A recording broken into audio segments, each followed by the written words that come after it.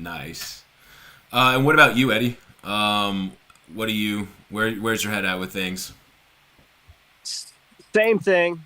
The speeds were a little surprising, especially from teams that don't generally, race fast or train fast. So, that's obviously going to have some negative effects, and it's easy to get caught up in the race. You got all the fans there all the way to Tanana. Everybody around you's hauling ass. So it's like it gets contagious. You're excited. Adrenaline's going. Dogs feed off of it.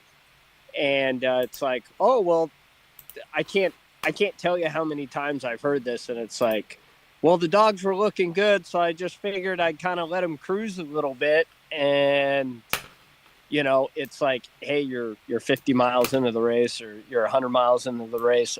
Of course, they're going to look good. They're supposed to look good, But these things, they show up several runs later, 3-4 runs later, and we're seeing that. Yeah, I mean, there was definitely some names that were up there in the beginning of it where I was like, wow. I mean, and obviously, like, you kind of take it a little bit with, at least I've learned to take it a little bit with a grain of salt, like early on. But, like, we are starting to see some of that attrition. And so, I guess one thing that literally just happened, we were talking about it maybe just 20 minutes before we went live, but looks like Brenda Mackey has scratched. And so, like, that was the name, like, for me, again, I don't know a lot about, like, outside of some of the bigger names, I didn't know a lot about her history. And so, like, I remember getting on there and checking the GPS, and I saw her at the front, and I was like, oh, wow. But, I guess that maybe what you guys are talking about kind of got a little bit too fast, and maybe the dogs are a little too beat up. Is that what you guys might speculate on? It could be. I mean, she left Tanana and she went out and camped and then came back. So, I don't. It sounds like on the run to Tanana, a lot of dogs got a little stiff going from glare ice to sugary snow. So, it's hard to speculate on what happened. But obviously, she saw something in her dogs that you know she she didn't think that they should continue. And being so, I've scratched. It's a really shitty decision to have to make, but you just got to make it in the right decision in your dog. So, hopefully we'll know more. But I think we're seeing it. And I know Jeff Dieter and Matt Failer decided to take a 24. Um, in Tanana, and Jeff was talking about 24 and all the way down in Caltech. So, and just look, Katie Joe posted, and they just had a lot of sore dogs. So, Yeah. just need a little more time to rest and recuperate. Yeah, and I'm glad that you said that. That's kind of where I was gonna lead it. Like Brenda scratch, but we've now seen a couple mushers that have left that Tanana checkpoint and come back. And one thing that in watching the broadcast, Bruce brought it up, but he was just talking about, well, this checkpoint Tanana to Ruby is the longest distance from checkpoint to checkpoint in the race. And so it's one of those where, like, if you see something, a chink in the armor early on, maybe it is worth it to go back, or like going and doing that without having like the right setup, or maybe they need more food or more, more something, right? So I thought that was an interesting point, and that was actually a question we just got, like, what do you guys think about some of these teams taking it so early? And I guess, like, the conditions are kind of indicative of why some of these teams are taking it this early. Is that what you would say? Yeah, there's kind of some mixed reports. As far as the trail, they said from Manly to Tanana, it was overall pretty good, but then there were spots of like sugary and punchy areas. but overall a good trail. You listen to some interviews and a lot of mushers will say good trail. You listen to some others, or they say it's a bad trail, really soft and sugary. So, but I think we all know there's some soft spots on the trail. And when dogs don't have like that stable footing, then they're hyperextending, into that deeper snow. And as the team's traveling along, they can get kind of yanked out of it. And it just, it can create some soreness. And, so you have that. I forgot what else you were asking about. Well, just kind of talking about the length of that, making sure you got to have everything in order. And like, if you catch it early on, you might as well, you got to have your ducks in a row. Right. It's 117 miles. So there's basically two strategies, well, I guess three. You have mushers that blew through Tanana, a couple of hours. That way they could blow Ruby and then continue to blow Galena is what I'm assuming, and then landing Caltech, so they're inching their way down the trail. So those front runners are wanting to kind of get past the checkpoints and do all of that, basically that run to Caltech in one less camp than the people that are going checkpoint to checkpoint. So you got some of these people that landed in Tanana, they're going to the halfway point, and then they'll land in Ruby there. They're breaking up that long run, basically right in half. And then you have the other part of the pack breaking it into two camps. So they're breaking that run into Ruby into three runs. So we'll see how all that plays out. But yeah, it's just, they got a lot of race left ahead of them. I applaud Jeff. He mentioned in his interview with Bruce about how it might be the finish line for him there in Tanana. So I applaud him for taking his 24 and kind of regrouping his thoughts and be like, all right, because it's a heavy blow. Like Josh said, scratching is never a fun decision. So it's a heavy blow when you get out there on the trail after all that hard work and things aren't going your way. And, it's kind of like, well, I came here to win this thing, or I came here to be in the top 5 and the top 10, and that's out of the cards now. So let's just go home. It's easy to do that. So I applaud him for hanging in there and wanting to, whether he just wants to continue and go down the trail and travel with his dog team, or if he wants to scrap and claw his way back into the race. It's still very possible for him to have, a top 10 finish still, depending on how the rest of this race plays out. Yeah, and one thing that I'm glad that you kind of like mentioned that, that like he was able to regroup. I think, a lot of his interviews leading up to the start of the race talk about being like the high expectation, like this team is building on what he did last year in his high finish. And maybe there's also an element of that going on as well with him when you talk about regrouping. Like maybe the dogs aren't, like he talked about it in his interview at the checkpoint. He's like, the dogs they're not used to this. These conditions aren't favorable to them.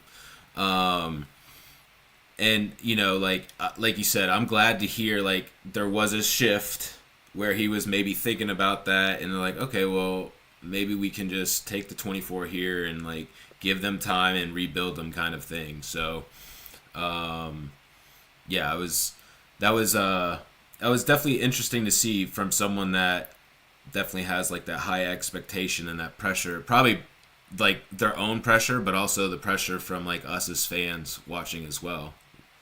Any thoughts on that, Josh? I think you guys pretty much covered it.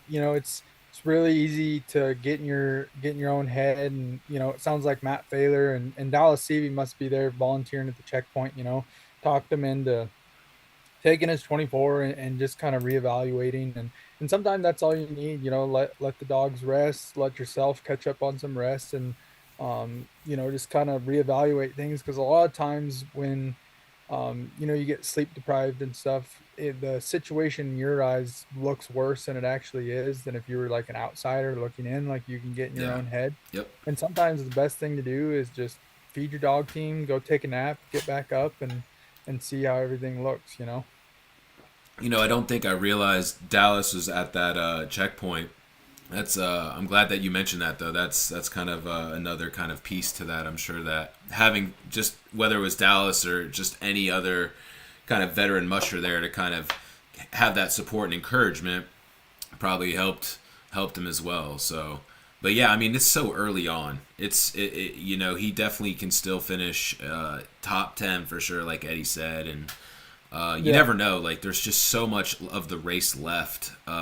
So ideally he'll still give himself a chance to kind of climb and claw back in there. Yeah, and it was definitely a smart decision for him to turn around and come back, because, if like for the teams that are splitting it up into two runs, that's two opportunities for dogs to get stiff, while they're sleeping. And if you have to throw two, three, God forbid, four dogs in the bag and go 60 miles with them, and that's going to take a lot out of you and your team and really slow you down. So, you know, I mean, smart decision um, to turn back. Sure. Sure. All right. So there's a couple questions that are coming in. And the first one that I wanted to bring up is, she's from a lady named Catherine. She is not watching live, but she knew that and wanted to ask you guys this. So, and we kind of talked about how the mushers talked about starting slow, and then we saw that really didn't happen.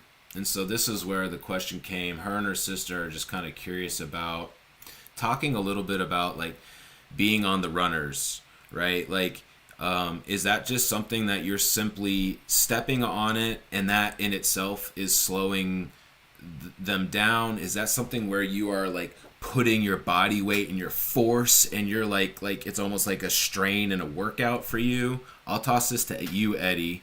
There's a lot more to discuss within this because she asked a couple different questions on this topic, but wanted to start covering some questions we were getting. Yeah, she's talking about being on the drag. Or... Yep, exactly. Yeah, so we're putting downward pressure on that drag mat to control the speeds of the team. And I think we had very little of that from a lot of teams. It looked like probably all the way to Manly. I mean, these guys were clipping at 10.5 to 10.8, 10.9. There were some 11-mile-an-hour pings. Like, there were some really fast speeds there for the first three runs. And it's easy to do. It's like we first mentioned with the excitement, the adrenaline, dogs look good, you're feeling good. And then you have that pressure. It's everything is really contagious in a race.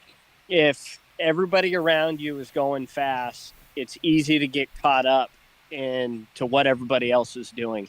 So you have people coming up behind you, you see their headlamps creeping up, and you're like, oh crap, well, I don't really want to get past, so I better kind of keep going. Or you see the headlamp up in front of you, and it's like that competitiveness in you wants to go like, well, let's go chase down that headlamp and let's not let them get too far away.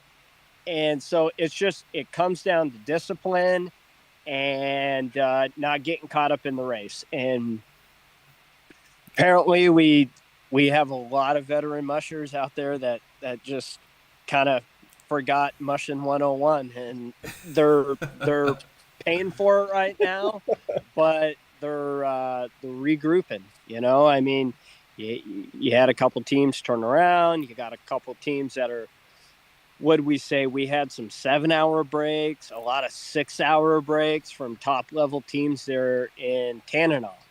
And that would be like doing, 6-7 hour breaks in Nikolai for the top 10. That's kind of unheard of.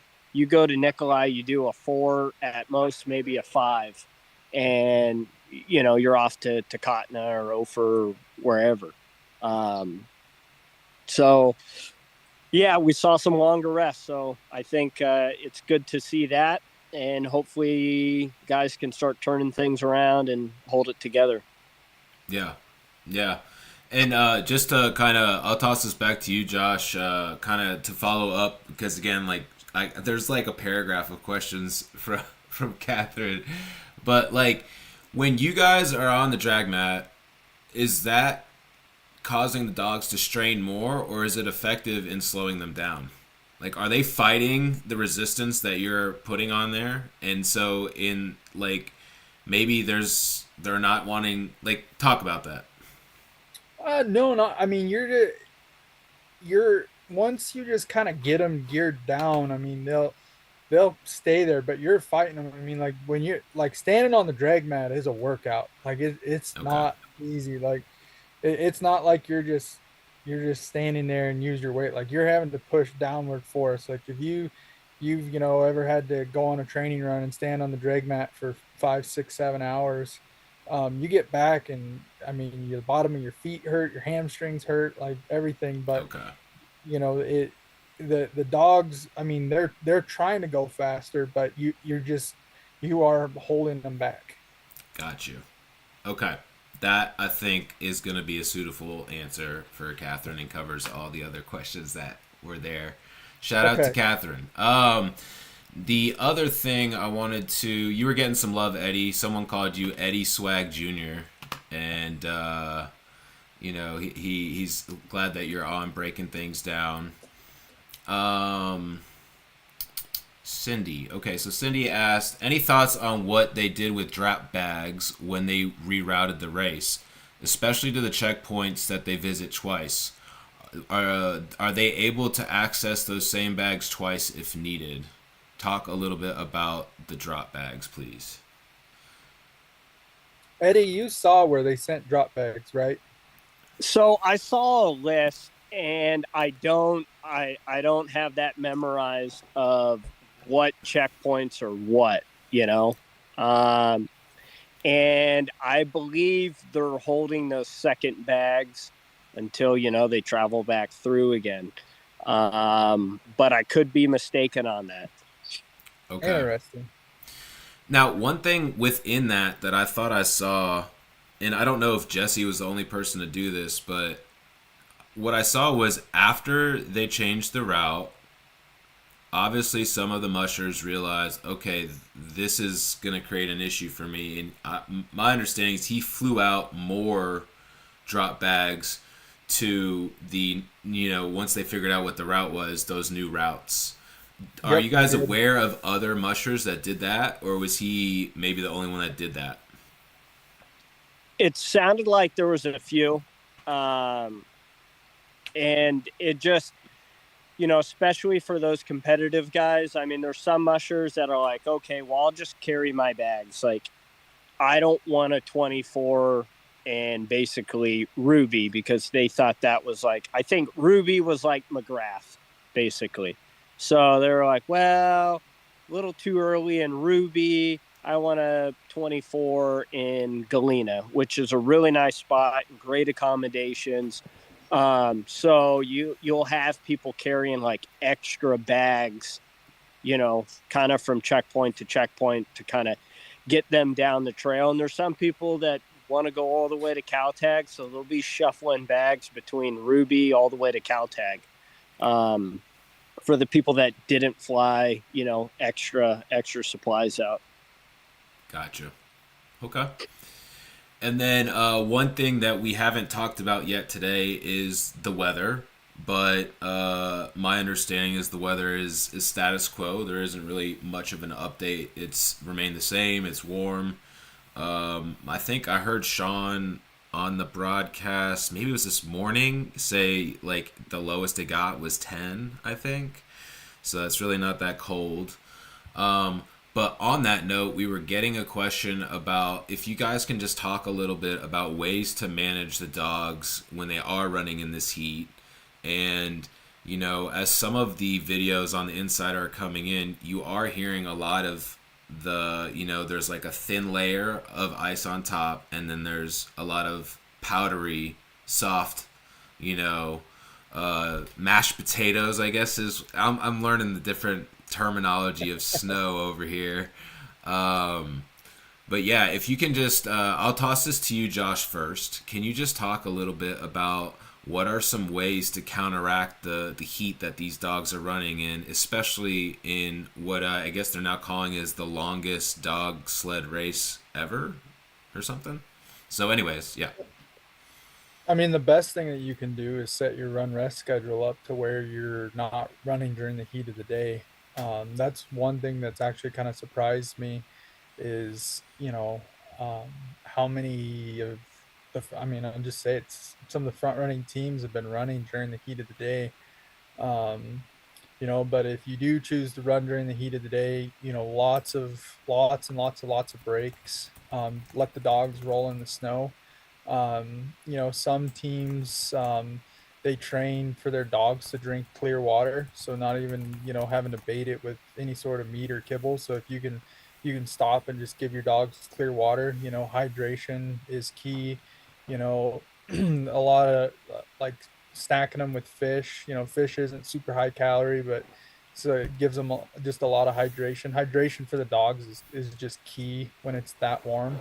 But just letting them roll in the snow and just taking it easy and just making sure that you're keeping an eye on each dog, and that they're not getting, that they're not going to overheat basically. You just have to be really in tune with your team.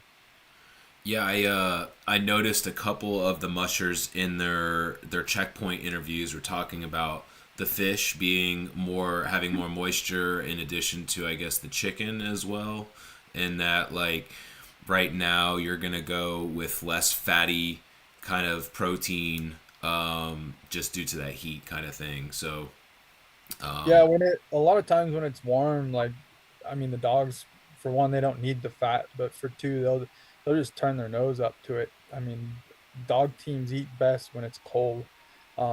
So you're gonna get, some picky eaters. So um, yeah, just keeping the dogs hydrated is like the number one thing that teams can be doing right now. Just pushing the fluids. Nice. Nice. Awesome. All right. So I want to get back into some breaking down of the race. You guys are asking some great questions. We're going to come back to a couple more of those. But, like, we haven't even broken down the top 10. Right now, as we look at the leaderboard, I want to get into that. Paige is at the top, and I love to see that. You know, we had her and Cody on the podcast literally like 2 or 3 weeks ago. And,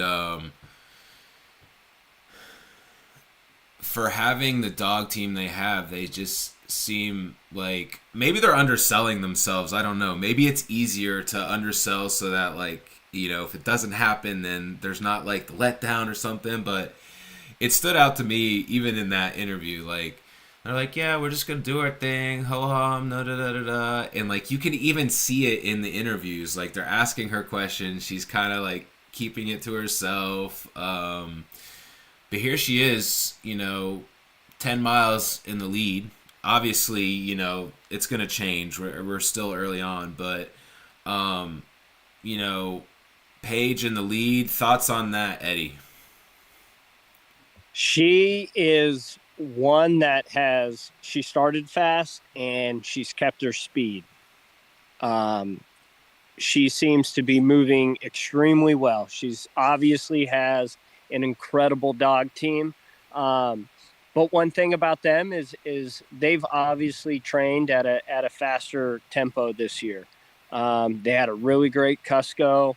They showed some nice speeds there. So, I think that's one of their advantages is, a lot of these teams are training at 8 miles an hour, 8.8, 9.2, and then they started off the race going, 11. And Paige, she's managed her team really well, and she's just been clipping along at like 10 miles an hour. And yeah, I think she's moving really nice. She's breaking up her runs really well. She's had plenty of rest. We will see some leapfrogging going on, Yeah. but she's in a position to where she could, she could go follow Jesse and be like, okay, I know where you're going. It's like, you're going to blow Galena, you're going to go to Caltech. Like, she's in a position with a really strong team to, just she's in the driver's seat basically. So I think she's doing a really nice job with her dog team. The big question will be is like, can she maintain this kind of speed? And it's very well possible. And I guess my follow up to this, which will go to you, Josh, is she essentially signed up like right at the deadline, right? Mm-hmm. Well, and she signed up after the deadline, so she paid twice the entry fee. So like, so you don't pay twice the entry fee and not knowing like that you have a good dog team. But I guess like how did they get so deep into the season and then like just realize like, oh yeah, I guess we got to do that. Like clearly they this has been like the momentum has been building with them since last season, right? So like it wasn't a surprise that their dogs are doing well this season. I don't know. I just think it's funny that it's like the way Cody told that story is like he came back, he got second at the Cusco, he came back, or they finished and he was like, take the dogs back and make the decision yourself. And she took the dogs back after that race, like they hadn't even been in a race, and she was like, yeah, I guess I got to do this. And it's just funny to me that, Well, and I think like their training that they have out on the Denali Highway is really conducive to the race, because their dogs go from running on a nice hard packed trail, the Denali Highway, and then they'll get off, in the soft powdery snow. So those dogs are used to those kind of conditions of going, hard packed trail, sugary snow. So while some teams are struggling with it, obviously, her dogs are excelling. So right on. And then, so, Eddie mentioned, like, obviously we're in a, there's a lot of leapfrogging going on. I throw Paige out there because she's the one that, as we're recording, she's the one that's done the latest leapfrogging. But, I mean, this top 10 is just, it's loaded. Jesse right now in second, Matt Hall in third, Michelle Phillips in fourth. All four of them have had the lead at some point already. Bailey Vitello at fifth, and, like, for me, I had him on my radar as potentially someone to get like most improved, right? But to see him holding out, he's, I mean, again, we're early in the race, I get it, but we're getting close to 300 miles. His name stayed up there in that top 10, and that's something that's caught my eye. Ryan Reddington in sixth, Mila Porcild in seventh. Stop me if you guys want to like hone in on one of those as well. And then what I was going to get to is quietly in eighth place, just slowly chipping away, Mitch Seavey, very quietly, just kind of doing his thing. So I'd said a lot of different mushers names there. Josh, which one of those is kind of something that maybe you want to talk about? I mean, I'll talk about Mitch. I mean, you looked early on in the race, and he's further back, and he didn't forget how to mush at the beginning of a race, I guess. And he's just been kind of slowly catching up to the front of the pack. Not doing anything crazy. Doing 6-hour runs, 3 to 4 hour rest, and he's just slowly creeping up on him, doing his thing. And I mean, I think by Caltech he'll be in the driver's seat. I mean, I really do. Eddie, any thoughts to add on Mitch beyond that? I said it in our pre-race podcast that Mitch is the savviest and he's the best dog man on the trail. So it's just he's not going to make these rookie mistakes, that like going out at 11 miles an hour. He's not going to get caught up in someone else's race. Mitch is extremely disciplined, just like Dallas always was or is. So I think Mitch is going to have a phenomenal finish, just like he always does, as long as he can battle the sleep deprivation, which is kind of his only real challenge is being able to stay awake and to keep pressing and run a winning schedule. So all right, one thing I want to do here is clear up, because we've had a couple questions about the breaks, right? So I want to kind of clear that up as it relates to the 24-hour Mando. We've seen a couple of mushers already taking that. Where are they? Is that something they can take anywhere before Uniloclete, or is it something that has to happen before Caltech 2? Josh, they could take it anywhere.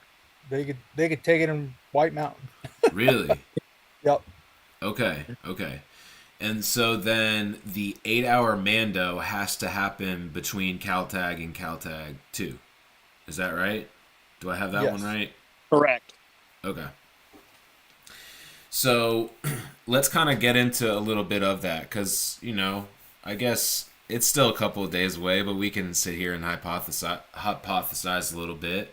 You guys talked a little bit about how some of them are breaking it up to where they're going to most likely get to Ruby and stay there. Some of them are probably that are stopping twice, maybe blow Ruby and go a little bit further out. If you're gonna blow Ruby on that thought, what does that potentially set up for their 24-hour? If they're gonna do it at a reasonable time and not take it at White Mountain. I'd say Caltech. Yep. If they blow through Ruby, they're 24, and at Caltech, it's the only place that kind of makes sense. Can you explain that, like, in to a non-musher, to just like the average person? Why would that be the play? So let's look at it. So you land in Ruby, you got 50 miles to Galena. Right. Then from Galena to Nulato, you have another 50 miles roughly. Correct. Then from Nulato to Caltech, you have about 36 miles. So Nulato's kind of in this weird in-between spot. It's like if you're going to Caltech, it's too short of a distance to stop there and take any sort of rest. But going from Galena to Caltech, that 50 miles plus the 36, that's too long of a run to do in one shot. So by blowing Ruby, getting 15, 20 miles out of Ruby, then to continue on, go from your camp spot there, continue on, blow Galena, get a couple hours outside of Galena. Then now you've shortened that run to Caltech in a favorable distance, a realistic distance. And you'll probably have like a 7-hour run into there, maybe an 8-hour run. But that's reasonable coming into your 24. A 24. Yeah. So it's a nice little push, and it's a great spot. They got the roundhouse there, so it's they got good amenities. The dog lot, is fairly large there and all. So I think that's a good point of the race, because if you continue on and you go to Eagle Island, it's kind of like taking a 24 in the middle of nowhere, like we've discussed about that, yeah. And Galena is a safe choice, Probably would, I guess, kind of be like a Takatna, You definitely wouldn't hurt yourself stopping in Galena. So, and I'll follow this up to you, Josh. So for those stopping in, well, so we talked about those blowing Ruby, and that sets up nicely for Caltech. For those stopping in Ruby, what does that still set up for Caltech, or is there maybe a different play on the table with that? It'd be a little tough if you stop in Ruby to set yourself up for Caltech. You're either gonna have to blow Galena and run a little further, basically do 2 long runs to Caltech, or if you just run to Galena, do a really short stop in Nulato if you're setting yourself up for Caltech. Um, but if you go to Ruby, you could also just do a short rest and then go to Galena in 24. I mean, there's a lot of different options, a lot of different Yeah, strategies of what yeah, you could do. clearly. But like you guys, in your eyes, Galena and Caltech are probably like going to be the two most populated 24-hour checkpoints. I think so.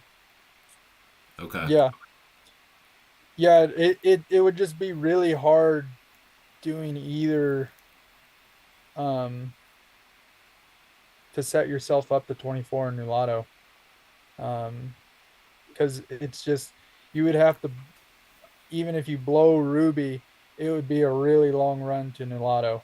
Um, so it would be really hard to kind of set yourself up to 24 there. Yeah, you would basically have to throw in like another camp, and that's going to put you a couple hours behind whether you do a short one or 3 hour. It's wasted time basically. So the conservative option, if you land in Ruby, it's to just go that 50 something miles straight to Galena. It's a conservative run. It's a nice convenient spot, and there's no harm there. And then for more of those front runners and people that are willing to kind of press the pace and roll the dice, they'll push on through and blow those checkpoints. Now, I know that you've mentioned, Eddie, quite a bit that Eagle Island is not what you would want to do a 24-hour. If you are not 24ing in Caltech, is Eagle Island so bad that you don't feel like it's on the table and that like the next option would be Grayling, or are we just like that at that point we're way too far for your 24-hour? If there was a Brent Sass in the race, then I could see that happening. Okay. I could see a Brent Sass going to Eagle Island and being like, "Yep, I don't need an indoor checkpoint. I don't, we're camping in a tent that probably doesn't have heat." And I guess it wouldn't be that bad for this year since, it's a warm race and it's probably fairly comfortable there. But it's just there's no water. You got to melt snow every time. You want to water your dogs or cook a meal. So it's not the most efficient place to take a 24. Understood. But Grayling would be nice. It's just that's a tough run from Caltech to Eagle Island, and then Eagle Island to Grayling. That's probably a good 7-hour run from Eagle Island to Grayling, and then from Caltech to Eagle Island, that's on a bad trail, it could be 10 hours. On a good year, it could be 8. So really depending on what that trail is, but that's a long push. Usually it's tough going through that section. Understood. And I think that's just too far into the race to be a reasonable spot, I guess, to take a 24. So you're thinking a lot of the front runners are probably gonna get to Caltech, and that maybe some of the like less experienced might take theirs in Galena, or is that too general of an assumption to kind of make, Josh? I think it's just going to be depending on how everybody's teams look after, Gotcha. kind of this, because everyone's going to be coming into Ruby, and the decisions that they're making in Ruby are where they're setting themselves up to 24 at, and it's all going to depend on how the dogs look, kind of after that 117-mile run. Like if you coming into Ruby and you're hauling two dogs, you're probably thinking about 24 and sooner. Like, well, I'm going to rest here in Ruby and I'm going to go to Galena in 24. If your team's smoking, now you're looking, okay, how am I going to dissect this trail up to 24 in Caltech? Right on. And then one thing I was gonna ask you guys, I think heard Greg saying they are gonna do an award in Ruby. Was it Ruby or Galena? Did you guys catch that? Ruby, I believe, first two. First right? two. Yeah. Is that like normally they do? I know they do first to the coast. Like, what is the significance of Ruby? Is that kind of just because? I saw they also gave something to Jason Mackey at an earlier checkpoint. So so Ruby's normally first to the Yukon, which is the dinner and usually like $3,000 cash, which I think in 2017 they gave that out in Tanana. But I think they're moving it to Ruby this year. Let's see.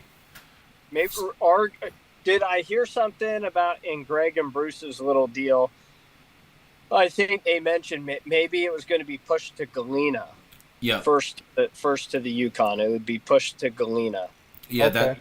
that's a couple of comments are actually coming in with that right now as well. So. And I think we might see quite a bit of 24s in Ruby, depending on how this run over goes. If teams continue to see the wheels falling off a little bit, I think we'll have some early 24s there in Ruby. Okay. So, like, any of these do you expect anything from, you got Paige, Jesse, Matt, Michelle, Ryan. They are all running right now to Ruby. I see guys staying the course. If something kind of comes up, I could see them, maybe one of them stopping in Galena. But I see all these guys kind of pushing on, I are sticking to their plans. Gotcha. Okay. And then let's see. I wanted to follow back up with a question we got earlier about. Of course, I took the question as asking about heat, like the temperature, but it was in the other aspect of it. So I'll just read the question. Can you talk about how mushers can manage dogs in heat? Last year, Hunter had said used one to his advantage last year as lead dog, but then Quince this year talked about having to drop one. Could this have been salvaged? Talk a little bit about that. Let me toss that to you, Eddie. Females in heat can obviously be a big distraction. Males can get distracted very easily, and that becomes their focus. So either mushers drop them. Sometimes you can, if you got maybe two females to run up and lead, if it happens to be a leader, you could throw it up there and let the boys chase. Sometimes you might get some overdriving and fatigue from that. It really just depends, on the dog, your team. Finding females that can run together when they are in heat, that could be a struggle, especially if one's a little feisty. So it can be a really kind of complicated deal. You could have the most well-behaved team and well-trained and well-mannered and dogs that just get along, and then as soon as a female comes in the heat, you got males fighting each other, you got males and females fighting, like the whole team just can become scrappy. It really depends. So yeah, sorry to not really give like a direct answer. I know when Hunter when him and I were racing, I think it worked for a little bit running a female up in lead. And then I think it ended up becoming a distraction. He's like, I should have just dropped her like the run before or whatever. You know, he kind of played that hand out, and it became a problem. Josh, do you have any thing to add to that, either depth to that or just personal experiences that maybe any good stories or anything? Well, I mean, my last Iditarod, that's why I had to scratch. I mean, every single female on my team was in heat all at once. Um, they all came in the heat in like Finger Lake. And we started with 14 that year, and I ended up scratching with 10, and that's because I dropped 4 females that were in heat, and then all the females that were in heat, and it's something that I managed, for 400 some miles all the way to Galena. You switch dogs around and try different leaders, and you just try different things, and it's definitely frustrating because it's just one more thing to deal with when you're out on the trail. And um like Eddie said, it just kind of, you could have the most well-mannered team, um and then it just, you got the boys humping the girls humping the boys, the girls humping each other. I mean, it turns into a It's a mess. part. It's a party. Ugh. Yeah, that's, I tell everyone, well, when they ask me, well, why did you scratch? And I said, well, because uh, all my team wanted to do was fight, or I won't say the other word, the cuss word, F or but the F, other, one of the two. the other F word.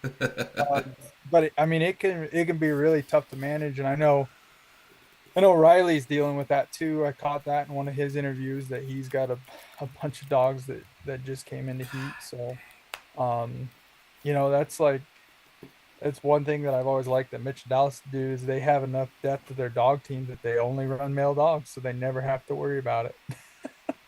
Jeez. Oh So man. it can be really tough to manage, really tough. All right. So one thing I want to do is we spent some time talking about the top, and I know we're up on almost an hour already. So I didn't ask before we went live what your time constraints are, but we'll get to wrapping things up. But one thing that was catching my eye, and that is coming from a rookie, Emily Ford. What I'm seeing from her, again, my eye is not as trained as you guys, is a very consistent start to her race. She has been right there in that like 15th ish range. Right now she's running 13th. But I'm just really impressed with, I don't think I knew what to expect. I've been impressed with her interviews leading up to the race, and just seeing her where she is right now. I was like, I have to ask about this. And lo and behold, Eddie, fill us in a little bit on Emily Ford. I think she's doing an incredible job. Going into the race, she's working with mostly a veteran team. I think she's got a couple of rookies on there where it's their first Iditarod, some young dogs. But for the most part, her partner there, Anna Hennessy, ran them all last year. Of course, these dogs are all out at Kathleen Frederick's kennel. So, she's got a veteran crew. She finished the Cobuck 440. She's got a lot of confidence. Anna Hennessy had good success with them this year in a Copper Basin and in the Yukon Quest Canada. So I think it's in the cards, and they reached out and asked for some potential schedules and ideas, and I helped out as much as I could, and I think she's doing a phenomenal job executing. I mean, and it has nothing to do with any of my tips or suggestions. I mean, she's the one on the trail and managing a dog team and waking herself up and getting going and just continuing to plug away at it. So I'm really impressed. It's always really nice to see a rookie try to be competitive. When I was talking to a lot of the rookies and you watch all their interviews, pre-race interviews, I don't think there was one rookie that said they wanted to be competitive besides I think Keaton. Mm-hmm. Keaton was one guy that kind of was like, well, it's a race, like, Yep. I'm doing this to one day win it. So he was kind of the only other one that I saw maybe a competitive spirit in. And I think it's great.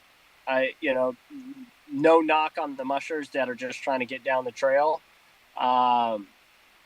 Because that's obviously a smart play for your first Iditarod, but to see someone getting after it, it's a good sign.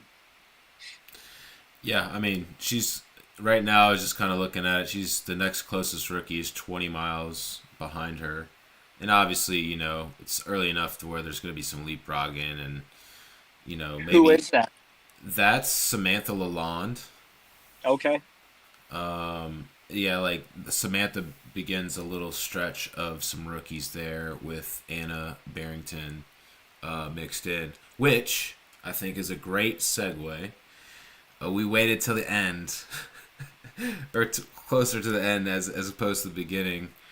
The Insider was really telling us a lot about. We were getting a lot of footage of people dealing with some dust storm, and there was a pretty good interview with Anna Barrington where I don't know if you guys saw it, but like she looked like she had took like eyeshadow and just like all around her eye, like some sort of costume or something. She had been through a nice little storm there.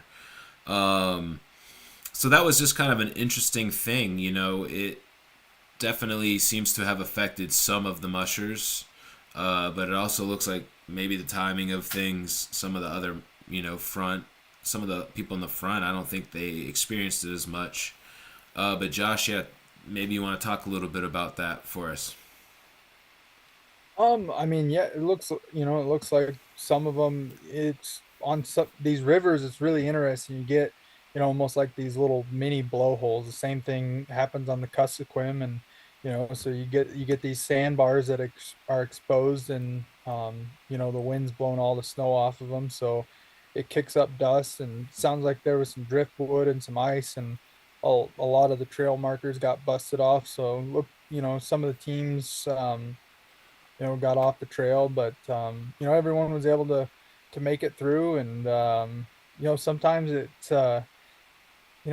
keeps it a little interesting. It's a lot of river running, and I think a lot of people think of river running is just going to be super easy. And it's nice to just kind of throw these little things in there to keep things interesting. Sure. And the one, if you guys had another thing that caught your eye, you could speak up. But the one other thing that I was just kind of scrolling through here, I'm curious if there's any other of these mushers at Tanana that are taking a 24. And I feel like Eie Peterson, it just, of course, as I say it, it just updated, but it looked like he was been there for about 8 hours. So I was wondering if maybe he's another. We talked about Jeff Dieter and Matt Thaler. They're taking their 24 there. Curious if you've got Eie, Calvin Doherty's there, Charmaine Morrison, and Quint. I'm just curious if that has crept into their mind at all. So I guess No, I think they got there kind of later this afternoon. So okay. They're bringing up the back of the pack, but they're still moving down the trail. So I think they'll take a good break there and make sure their team's ready to go for the next long run, and then continue on down the trail.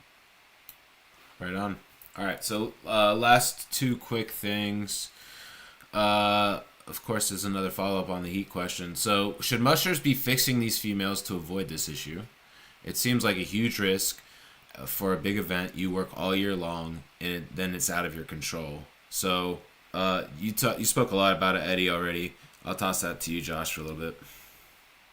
Oh, it's one of those things. I mean, yeah, I spayed quite a few dogs after that, but it's you have these really incredible, female leaders that are, kind of the key to your success of the future of your kennel.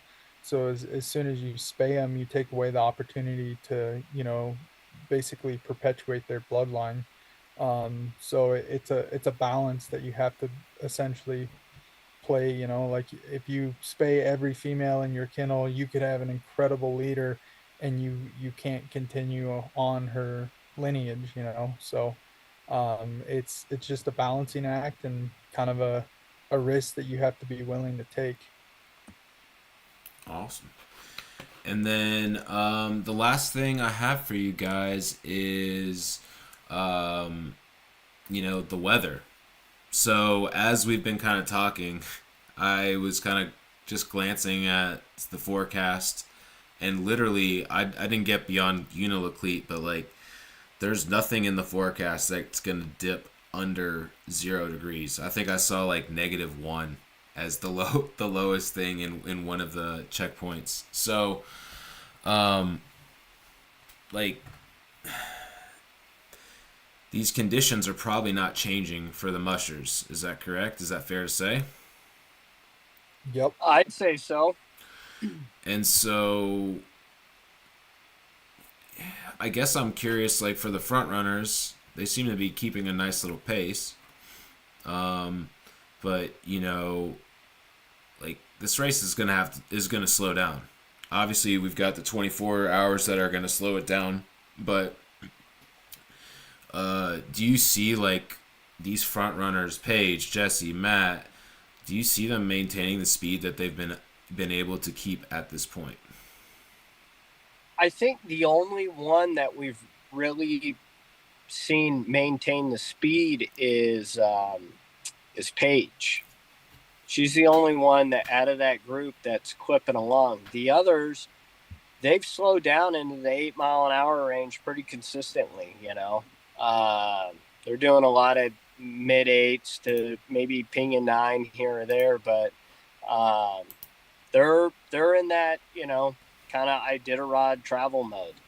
Paige, the last time I checked, earlier today on the tracker, she was still pinging a lot of 10 mile an hour, 9 mile an hour, like so. For her to do that, she's gonna continue to have to try to keep the runs in that 5 hour range, and give a substantial amount of rest. She's probably gonna have to do at a minimum of 4 to 5 hours to keep that speed going. If you start getting above like that 7 hour run, run time, and you just continue to maybe chip away at the rest, and that's when you'll see that speed diminish. And I think some of these others behind Paige, they ran pretty hot. They've gone over those 5 hour run periods, and so I think we've already kind of seen them settle down in this kind of typical Iditarod travel mode. They're doing really well, but once you settle down into that and you lose the speed, it's extremely hard to get back unless you do some long rest like a 24. But even then it can still be hard to gain back that speed.